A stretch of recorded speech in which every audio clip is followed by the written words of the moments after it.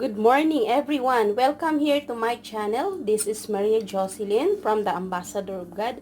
Welcome here to my channel. If you are new to my channel, please subscribe my channel and like and share. Okay?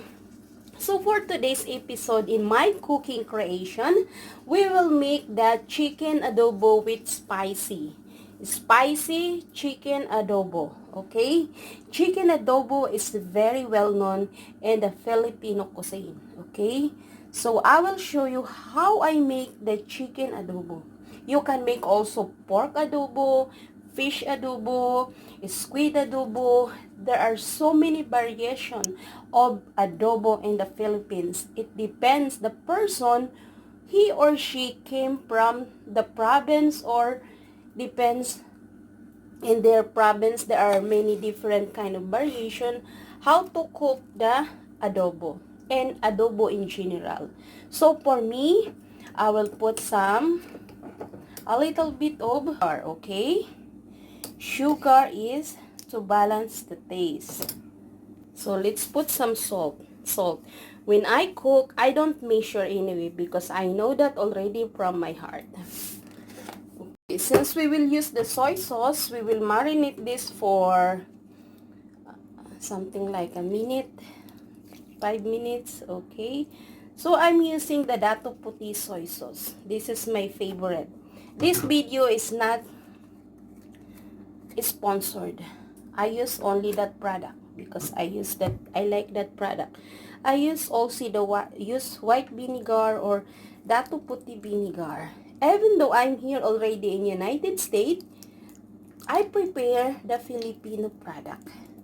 But most of the time, we shop there in the Asian market.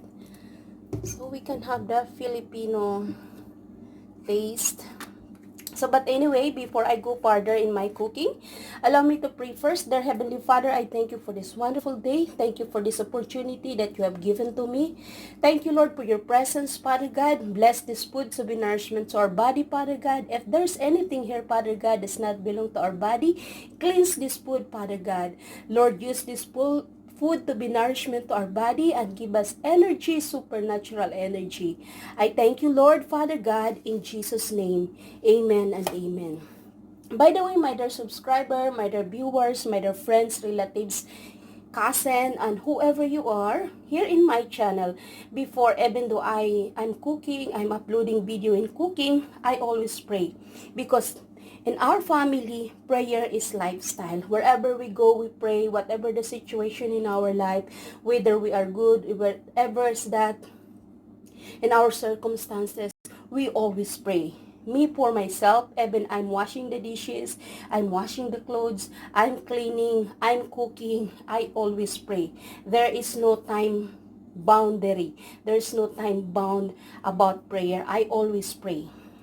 Okay, so anyway, before I go further, I will do my cooking now. I already marinate this one with the vinegar and a little bit of sugar and the soy sauce, that to put this soy sauce.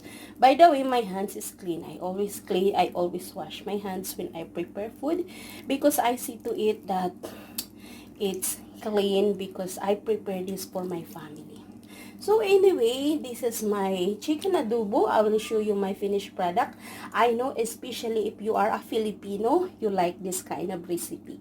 But this is my own way to cook my chicken adobo. Okay?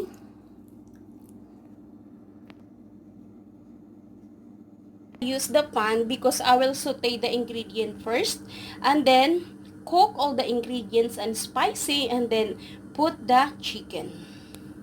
I'm sauteing all the spicy. Smells pa lang talagang ano na siya.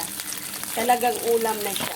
Sobrang very aromatic yung mga spicy. I'm using my left hand. I'm using my hands, left hand and right hand. I am both left-handed and right-handed. Well, anyway, I'm just adding on this. It's about 5 p.m. May May 8, 2020. It's a wonderful day today because God spoke to me today in many ways. So while I'm cooking here, the Lord spoke to me this month is to pray many things.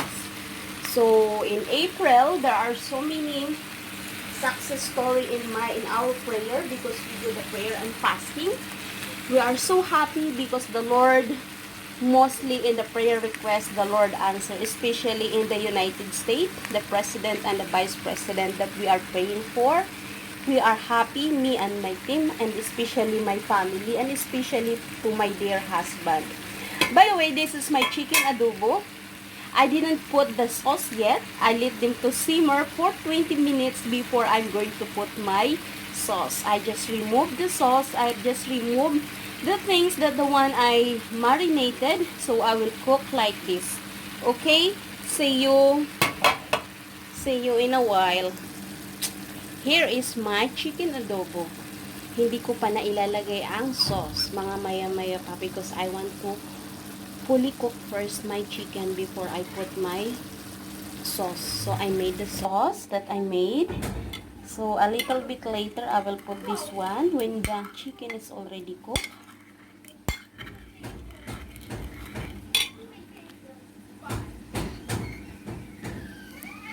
Yes, this is my chicken adobo. Saucy, very saucy, yummy, and delicious.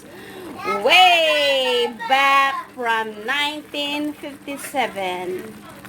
This is my chicken adobo. Nobody can beat this. Contest chicken adobo. Spicy chicken adobo. Yay! Eat that.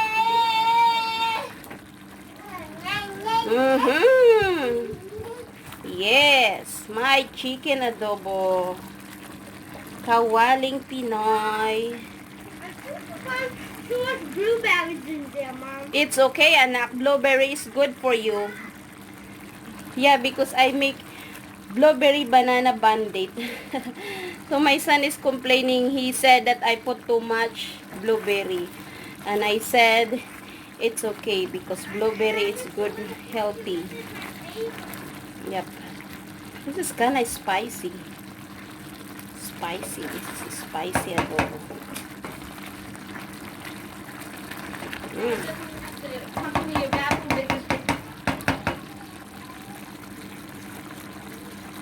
What, baby? So anyway, thank you for watching. This is all my chicken adobo. Come, let's eat. Thank you for watching. God bless everyone. Until next time for my next video. Bye for now.